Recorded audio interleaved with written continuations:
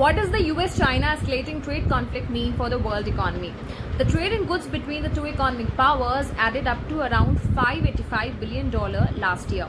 Though the US imported far more from China, which is around $440 billion, than China imported from America, which is $145 billion.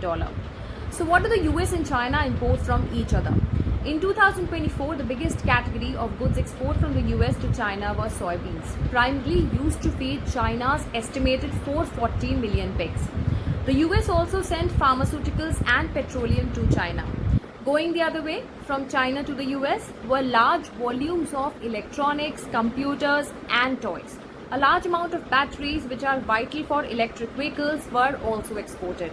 So the biggest category of US imports from China is smartphones, which is accounting for 9% of the total. A large proportion of these smartphones are made in China for Apple, a US-based multinational.